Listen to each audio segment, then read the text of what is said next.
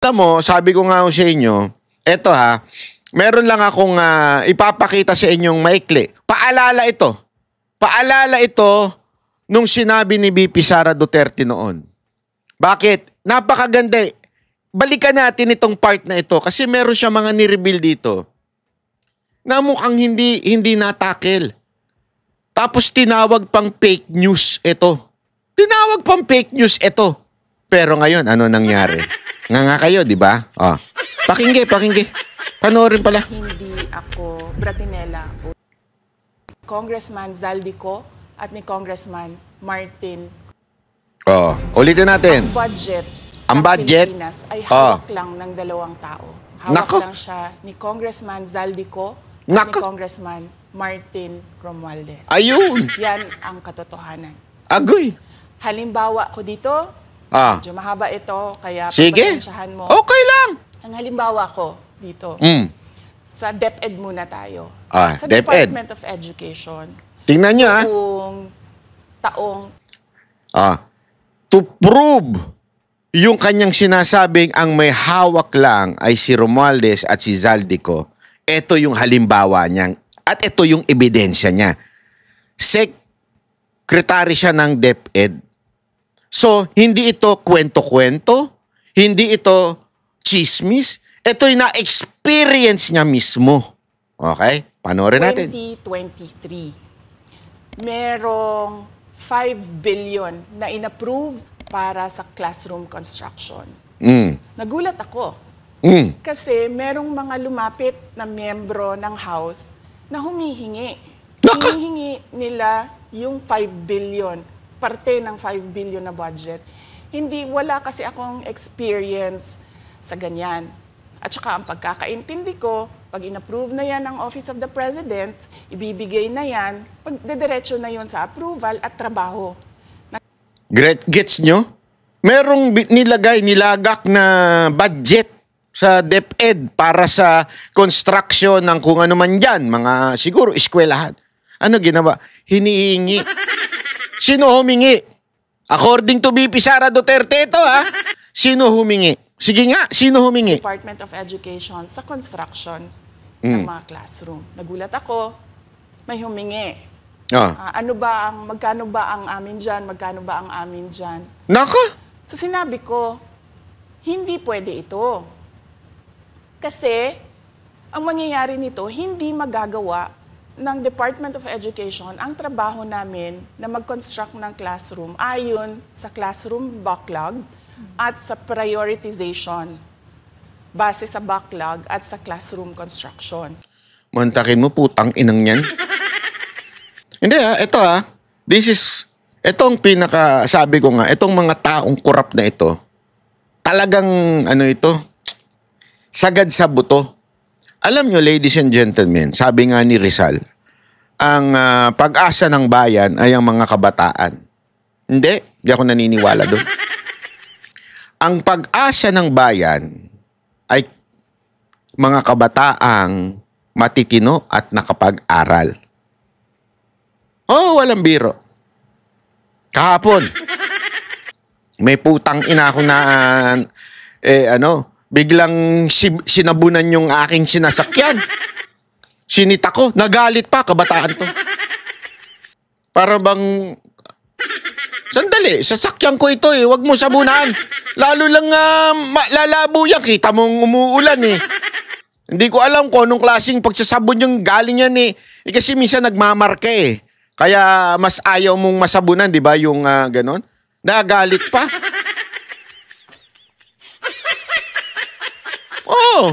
Nagmumura. Sabi ko, grabe itong mga kabataan na ito. Kung sabi ko, isang itlog ka lang, sabi kong ganon. Kung sakasakali. Kaya lang sabi ko, hindi na. Intindihin mo na lang kasi may mga sitwasyon talaga na hindi napalaki ng tama na magulang.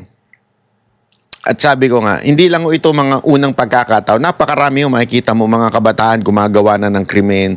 Bakit to? Una-una, wala na kasi sila wala sila sa school Ang dami yung mga kababayan natin ngayon na wala sa school. Walang paaralan.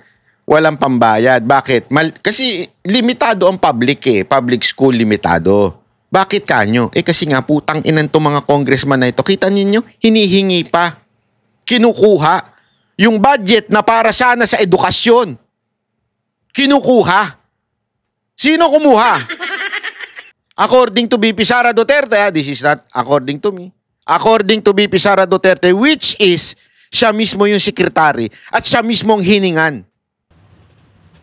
So sinabihan ko yung isang congressman, sabihan ninyo si Martin Romualdez na hindi pwede chap-chapin ang classroom construction na 5. Yan, chap-chapin.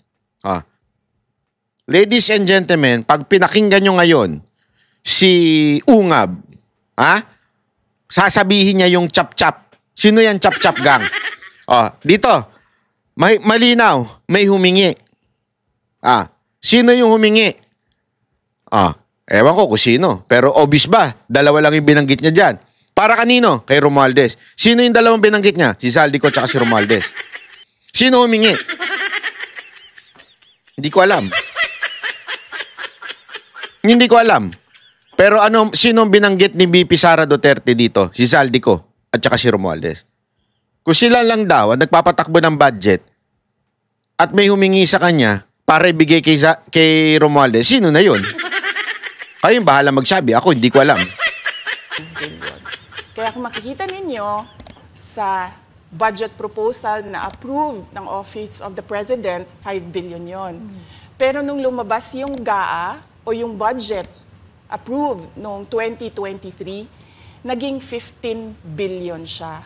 Dahil hindi nga ako pumayag na kunin yung 5 billion, dinagdagan nila ng 10 billion yung classroom construction. Grabe, no? Kukunin yung 5 billion, hindi siya pumayag. Alam mo kung gaano kagara pala mga tarantadong ito? Ayaw mong pumayag. So, dadagdagan na lang namin ng 10 billion pa. Para sa amin na yun. 10 billion? What the... Ewan ko na lang kung hindi kayo magalit dito, ladies and gentlemen. Nagtatrabaho kayo para may maibulsa itong mga ukininam na to.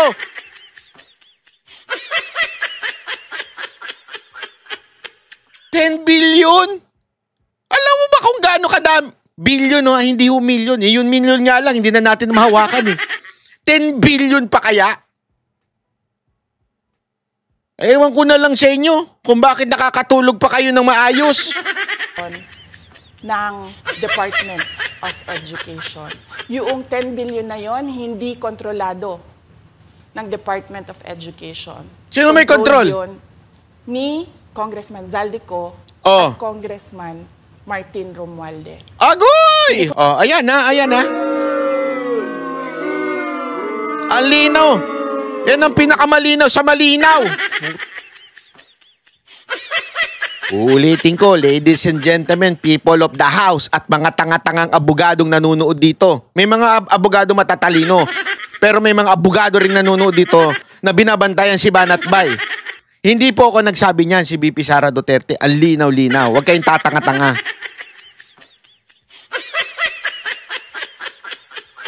Ang linaw ho. Kailangan ng corroborative witness dito. Dahil makikita niyo yon sa papel. Makikita ng taong bayan yon sa papel. NEP, 5 billion. Lumabas ang budget approved, 15 billion. Ayan na, si Chap-Chap. Sino kaya si Chap-Chap? Hindi, alam nyo, ladies and gentlemen, napakalinaw na ho nito. So, maiintindihan niyo, di ba? Bakit pa tayo magbo-budget hearing para sa Office of the Vice President? 2 tao lang naman ang nasusunod. Correct! Sa budget ng bayan natin. Alam mo, feeling ko, ito isang dahilan kung bakit nagalit kay VP Sara Duterte. Ayaw sumayaw ni VP Sara Duterte. Nagigets din nyo, ayaw magpakain sa sistema. Kasi, ito simple lang naman yan. Kung ako kurap, halimbawa lang kurap. Pre, 5 billion ito para dito. Sa project na to. Ganito na lang gawin natin. Taasan mo. Gawin mong 15 billion. Sa'yo yung 5, sa akin ang 5. Oh. Pero lahat ng ibabato mo dito, bibigyan kita ng ang 35% o basta tayo, hati tayo. Tatlo tayo maghahati. Yung tunay na proyekto, yung tunay na amount sa akin at saka sa'yo. O di ang saya sana nun, di ba? Tama, mali. Kasi kung kurap ka, ang saya nun. Di ba? Isipin mo kung kurap ka, abay, pambihirang buhay, Oh, 5 billion kaagad sa'yo. O kaya kung gusto mo 10 billion sa'yo, sige. 10 billion sa'yo, 5 billion sa akin, 5 billion sa proyekto, gawin mo ng 20. Tang-inang niya, no? Hindi. Sabi ko nga sa inyo, kung kurap lang sana si VP Sara Duterte, pumayag na siya dyan. Hindi, binulgar niya pa ito. And the cause of this video, itong pagbubulgar niya, it caused her impeachment complaint. It caused her father to be brought sa ICC. And persecuted talaga itong mga Duterte. Alam mo yun, kung sana sumayaw lang siya. Sabi ko nga sa inyo, yung nag-alok sa akin, hindi ko na lang sasabihin kung sino yung nag-alok. Diba? Inalok tayo Oh. Banatan si VP Sara Duterte, tinanggihan ko, nagalit. Kung anong kasong panggigipit ang ginawa sa akin. Kasi ganun sila hindi ka namin madaan sa pera. Hindi ka namin makasama sa sayaw. O sige, bahala ka. O ito, pahihirapan ka namin. At ladies and gentlemen, hindi ako nagmamalaki na ako lang ang nakaranas niyan. Lahat ng mga vlogger ngayon nararanasan niya na yan. Tahimik lang yung iba kasi nga, they're dealing with the cases. Oh. Sa atin nga, alam mo, nung una, kasi simpleng vlogger lang ako. Parang sabi ko, ano ba to? Na-stress ako nung una. Pero nung na siya, yung patong-patong na, parang okay na, okay. O sige. Wala tayong magawa, ganyan talaga buhay. Alam mo yun, na-immune ka na dahil sa kademonyohan ng lintik na gobyerno na ito. Pag hindi ka makuha, talagang uusigin ka. Pag di ka makuha, talagang kahit ano na, bahala na lang si Batman kung ano-anong kaso na lang ipapasa sa'yo. Di ba? Kaya tama alam mo, pag-uusapan din natin one time yung discussion ni Senator Amy tungkol doon sa ombudsman. Dito tumama si Amy Marcos, pero may mali pa rin. May kulang pa din. Pero tumama siya doon. Na yung talagang hindi nila tatantanan si VP Sara Duterte. Actually, yung realization niya ni Senator Amy doon is ipakulong si VP Sara Duterte. Pero may ibang ako nakausap na very, very, very, what they call this, reliable person, very close to VP Sara Duterte. At hindi yun ang sinasabi. Ang sinasabi, ipapapatay si VP Sara Duterte. And this person is really, hindi ko pwedeng sabihin, sinungaling ka. Hindi pwede yun. Very close And they are aware of it. Na talagang yun na lang Yun na lang yung last resort nila para hindi na maging presidente ito. Kasi na ito done deal na ito. Ito na next president si VP Sara Duterte. So hindi pumasok yung PI. Hindi pumasok yung impeachment. Yung PI, yung People's Initiative, yung impeachment. Yung impeachment pa, yung second. Pangatlo, yung di ba, sa ombudsman para daw sabi ni Senator Amy para makulong si VP Sara Duterte at hindi na makatakbo. Pero ang talagang pinakamatindi diyan yung pang-apat. Sabi ko sa inyo yung pang-apat malupit diyan. Yung itegi na lang mo talaga ito si VP Sara.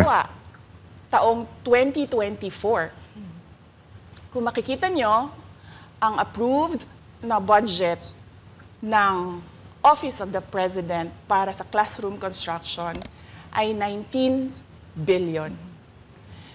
Noong lumabas na ang House version ng Appropriations Bill, ay naging 24 billion ito. So, approved 19 billion, paglabas sa House, naging 24 billion. Grabe, no? At doon sa 24 billion na yon, kung hahanapin mo sa papel, kinuha nila ang 5 billion ng repairs ng classrooms at nilagay nila doon sa 19 billion para maging 24 billion siya. So ang naiwan sa repairs, sa kawawang mga classroom, ay 1 billion. Kaya, makikita nyo, sa papel, nandyan yan. Naging 24 billion.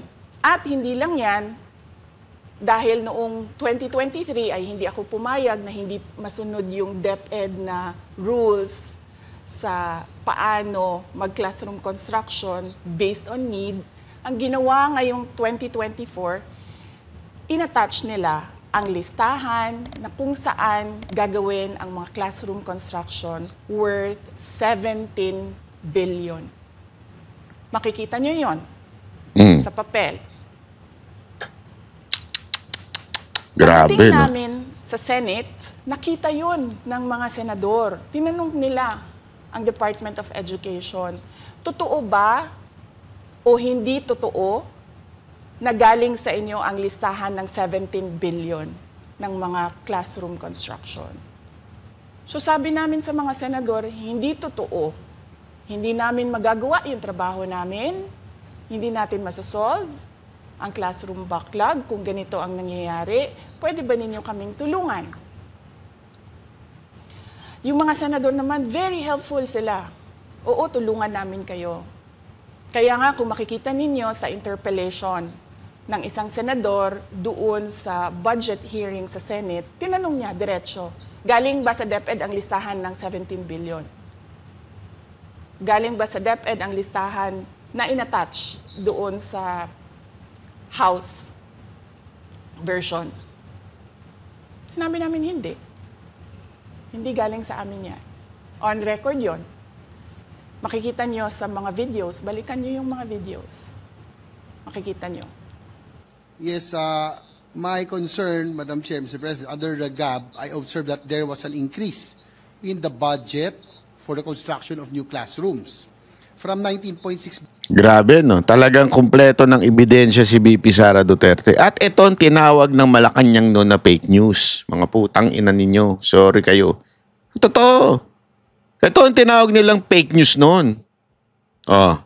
Ngayon, naglalabasan ng katotohanan. Ang tanong, bakit ang pinupuntiri mga kontraktor at DPWH? Di ba? At sino kakuntsaba? Mga bayarang media. Billion to 24.6 billion. However, this is my concern, which you mentioned earlier, that the repairs and rehabilitation of classrooms was decreased from 6.5 billion to 1.5 billion. I also have information, Madam Chair, Mr. President, that 24.6 billion allocated under the GAB, but only 9.8 billion from the allocation is left to the discretion of DepEd.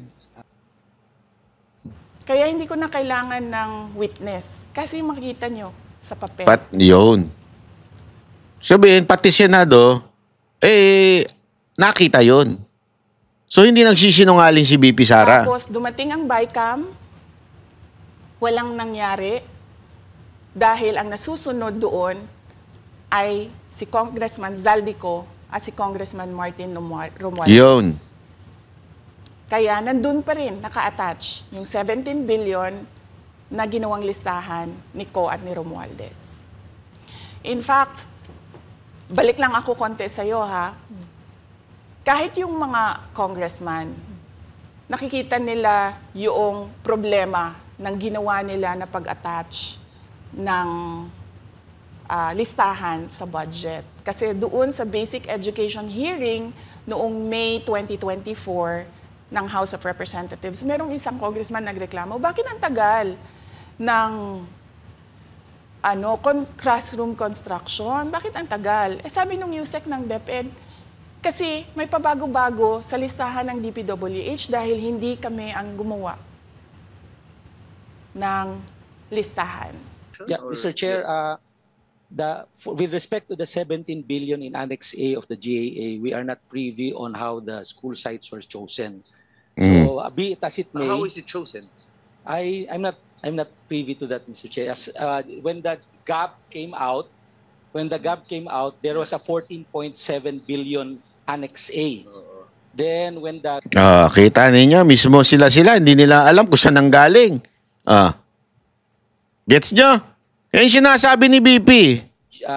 When the committee, the GAA came out, from 14.7 it became 17 billion. So we are not privy to how the list was generated.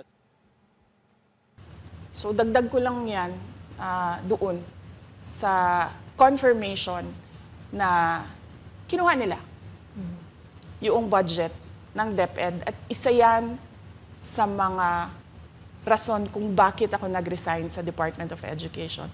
Hindi na ako papayag na sa susunod na taon, ganyan pa rin ang gawin nila at ako yung mananagot sa ginagawa nila.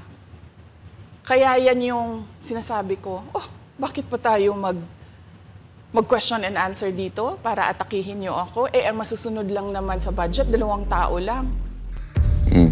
Gets ninyo? Ang lupit nun, ano? Tama nga naman, ba't siya haharap doon sa deliberation? 2 lang naman ang nagdi-decide kung anong budget ilalagay. Kami ang boses ng masa, hindi natatakot. Katotohanan lang, di kami nalulunod. Walang bahid ng sismis, lahat ay totoo. Kahit sino ka pa, pag mali ka babanatan ka. Walang